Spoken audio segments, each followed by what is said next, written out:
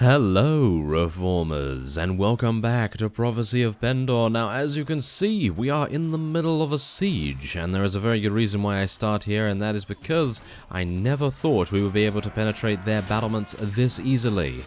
Now, I know, usually we get in after I don't even know, after maybe 2 or 3, maybe even 4 times of constructing the siege equipment, but this time we were able to get in after only once. And I actually have no idea how that was even possible, but I think I was just incredibly lucky in actually being able to eliminate many of the enemy's units myself. And I was just standing here and swinging away and absolutely destroying everyone. Now, of course, we are very thankful for that, but now we just have to finish the job. So, let's see what we can do here. Obviously, we have... Yes, we do have an amazing amount of Empire armored crossbowmen. Really not very good to see them in melee, of course. But they still have bolts. Some of them still have bolts, and they will be able to hopefully use them to good effect here. Oh, there we go. Someone's getting a nice jetpack going on there. A nice jetpack moment. And we're going to be throwing a couple of our weapons down there and actually killing a few of them. Can you believe that? I can't believe it. Well, whatever the case, let's see if we can get some nice headshots. We have 4 chances to get headshots. There's more jetpack goodness going on down there. And we've killed a friendly troop. Of course we have. Yes, that's just the nature of things, unfortunately enough. Beartail does like to throw his throwing weapons. Of course, they are throwing weapons. That is their name. So we would be throwing them, of course. So, let's see. Oh, yep. Lovely crowd surf as well. Oh, yeah. That's what we like to see. So now we're down here, and we're going to do as much damage as possible. We need to get off this staircase? Do we actually need to get off this staircase? I'm actually thinking that maybe it's advantageous towards us because we are on elevated ground and we're pretty safe. Most of our units are actually pretty safe. Of course, I am now behind enemy lines, and I'm going to have to clear out this various amount of forces here because, of course, we are going to want to get all of our units in to reinforce the very few that have braved the downstairs area in the courtyard. Maybe we'll be able to. Let's just see. Come on now. Come on. There we go. Tea and biscuits for all if we survive this.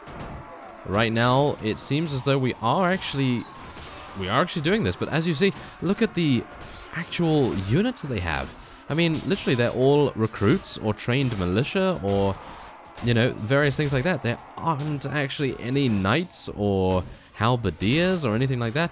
Now, the reason for that, I think, might be that they rallied outside and, well, we eliminated all of them there. So instead of us having to worry about them in the actual siege, they decided to rally outside and we, well, murdered them pretty easily. So yes, I'm thinking they probably made a very bad strategic decision to actually do that, but, well, I can't blame them. I cannot blame them because, well, there it is. That is actually victory at Mowbray Castle. Can you believe it?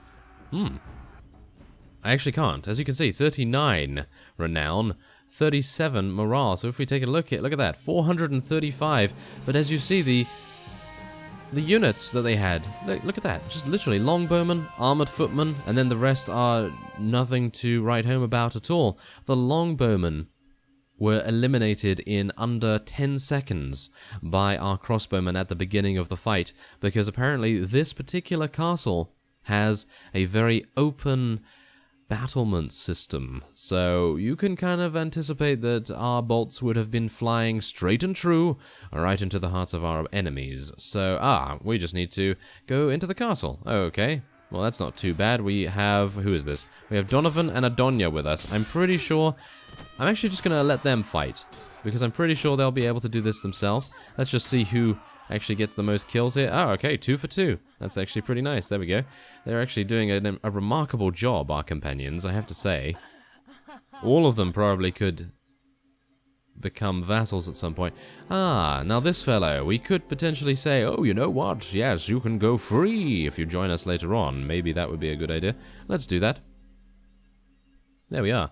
Okay, so, yes, we do have a pretty reasonable amount of space, mainly because, can you guess it? Yes, I think you can. So Jocelyn did actually come back. I placed a couple of units in the garrison just to make sure that we had space, and he has improved our knighthood order sergeants by a dramatic amount, but our knights only improved their, I think it was only their power strike and their strength by 1. So I'm thinking that he's probably capping them out by now, so yeah, a little bit worried about that, I gotta say, because I was hoping that we'd be able to level up a little bit more than that. But we'll see how it goes later down the line. Now, let's see. What else are we going to take here? Well, I suppose we could take some heretic worshippers. And we have 9 spaces. So we could go for Empire armored pikemen, but they are pretty bad in sieges. And that is mainly what we're doing nowadays. So I guess we're just going to take as many units as we can. Prisoner. And then what? Empire horseman is probably going to be pretty good.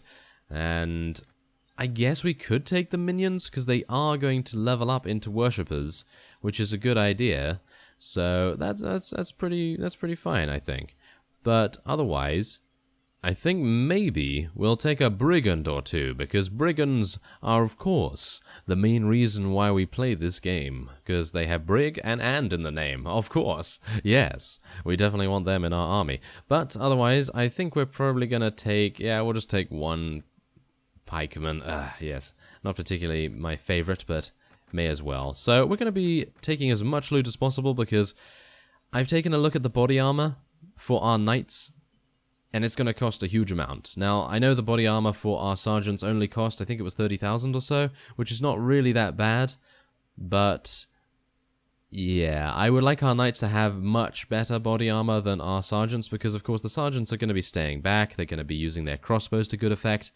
But, of course, our knights, they're going to be charging in on their mounts, and I was hoping that they may actually, well, survive a little bit longer than 2 seconds. But, okay, we have given Mowbray Castle to Lethal Durin. I know we didn't give Valashield Castle to anyone, but that is because I was hoping that maybe we could create another vassal. But, of course, I have not leveled any of the others up just yet.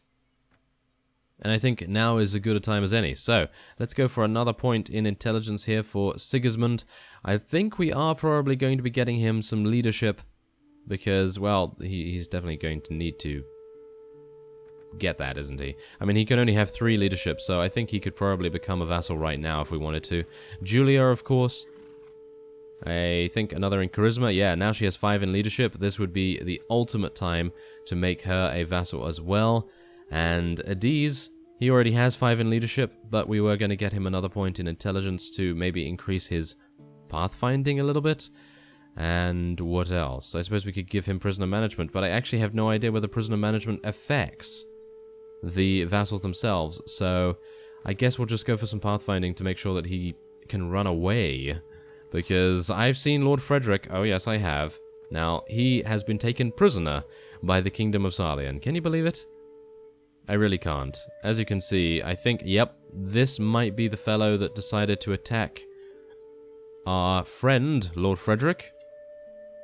Unfortunately, he's not in the prisoner's hold, so I can only assume that he fought him and maybe took some of the prisoners that he has in his hold, but other than that, he doesn't really have anything to speak of, so... Yep, there we go. Our Lemonites have acquired the new boots that I gave them. Ah, very nice. Yes, we've been doing a little bit of... Well, should we say kingdom management? I don't know whether you can call it kingdom management, so I suppose I should just say knighthood order management. Oh, yes. And we have nothing to eat. How wonderful. Yes, we're probably going to get complaints about that again, but I really don't think it's anything to complain about, considering we are getting so much morale per battle. I mean, you saw. In that previous siege, we gained, what was it, 39 or 37 morale, and we've just lost 3. Oh my, that's breaking the bank, isn't it? Oh, yes. That's absolutely terrible, to lose 3 morale. An absolute whole 3. Oh, yes. It's not like we lost 300. Yes, but I guess, well, we just have to put that in perspective, don't we? Well, whatever the case, let's get them in ranks. And we're going to tell them to stand a little bit closer. And we're going to tell our cavalry just to charge in here, because I'd like to eliminate their archers as fast as possible. I'm going to try and see if I can direct our infantry to the front lines here, hopefully prevent our units from being absolutely slaughtered by the enemy cavalry, but right now it doesn't actually seem like they are going to be doing anything of note. As you can see, Lord Othon himself was literally just, well, dawdling, wasn't he? Yes, he was dawdling even on a mount. Yeah, not entirely sure what his thoughts are or thoughts were on that, but let's see. Maybe we'll be able to defend against this Sarlian Knight here.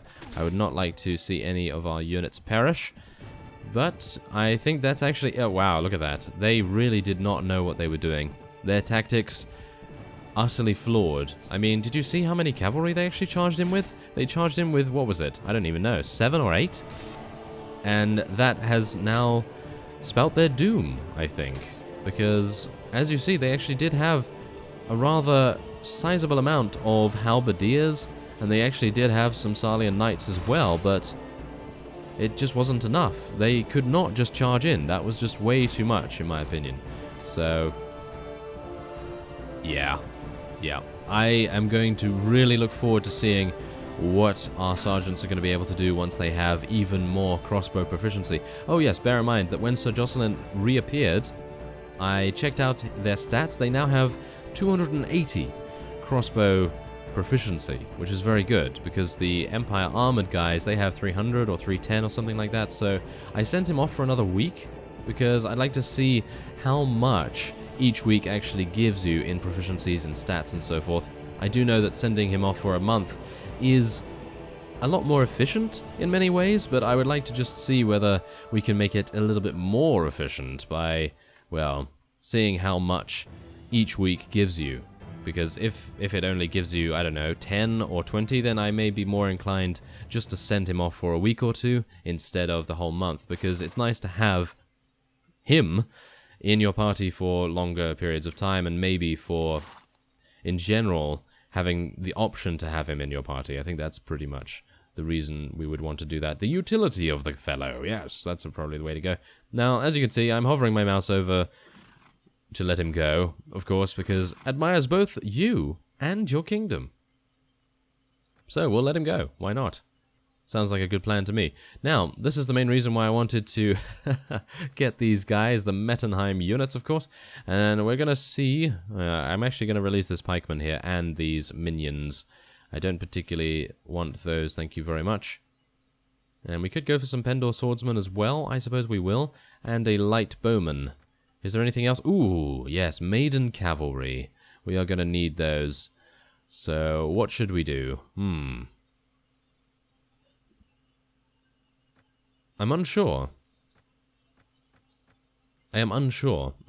As you can see, our tea and biscuit savior is still alive. Rather impressive. Okay, I'll tell you what. Let's see. These level up into great swords anyway, so that's pretty good. Wow, okay, they are going to level up into some really nice units. Okay, so, light bowman is going to go, and we're going to lose 2 of those, and then we can get our maiden cavalry. That's really nice. I think that is pretty good. A nice trade there. And, oh yes, here we go. Even more good loot. And of course, now that we have no food, we have even more space.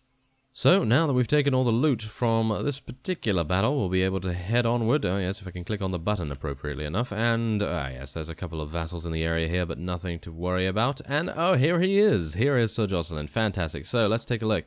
Yeah, he did actually increase their strength by 1. No changes to skills, unfortunately, but he did increase their proficiencies, but only 2 different proficiencies instead of all of them. Now that's the problem. I suppose that is the reason why we want to send him off for an entire month. No changes to strength and agility. Riding skill has increased, not particularly useful.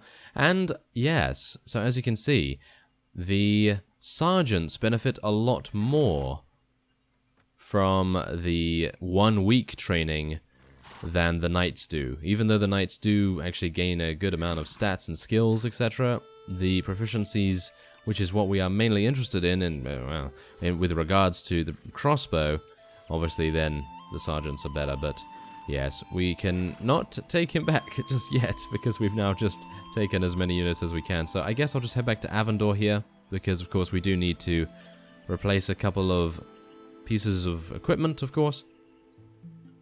And I don't know, are we going to go for something really expensive with our knights? Might be an idea, because they are going to be the main meat and bones of our force.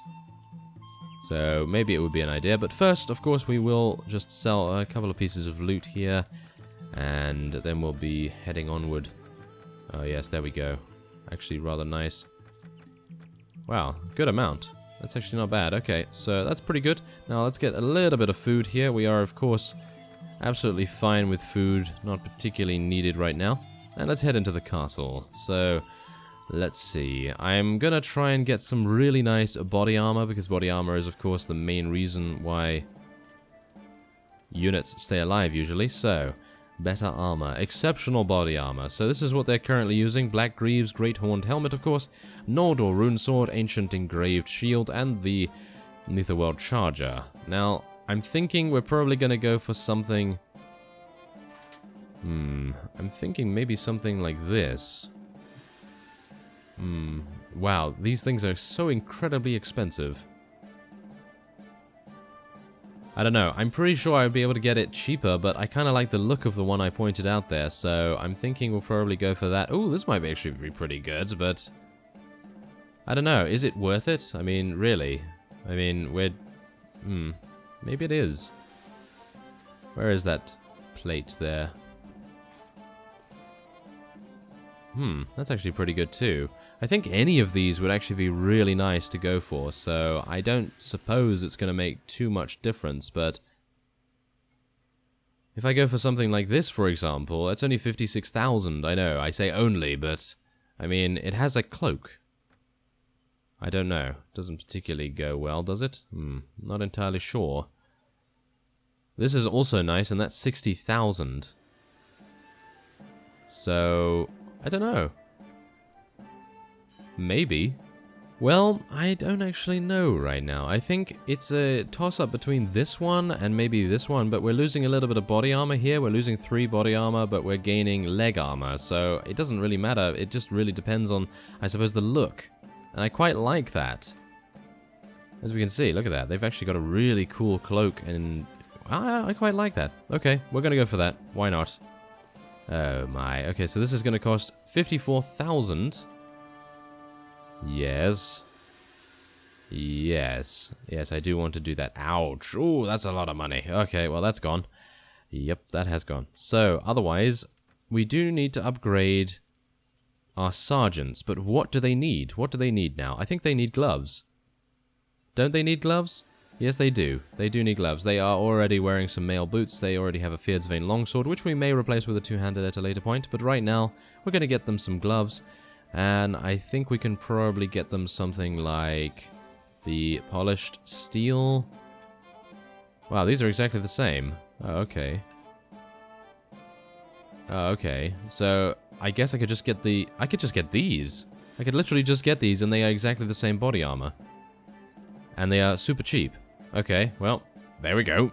That's actually a pretty nice deal there. Thank you very much for that. Okay, so that's pretty nice.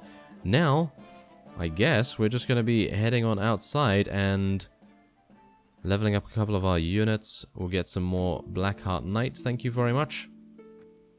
And of course, we do want to make space for Sir Jocelyn, but first we will level up Bertil the Tea-Bringer. Now, I'm actually unsure what we're going to be speccing him into right now, because he has pretty reasonable amounts of leadership, prisoner management. His persuasion could use a little bit of a boost, so I think maybe we want to go for something like that. So I'm going to go for some more intelligence, just so that I can get an additional skill point, because I think our Power Strike and Iron Flesh is perfectly fine right now, and I think just pumping more of our skills and leveling them up a little bit more is a nice thing to do. So let's get a little bit more proficiencies in throwing weapons, and there we have it. So, I will be ending this episode off here, and so I thank you very much for watching, and I will see you next time.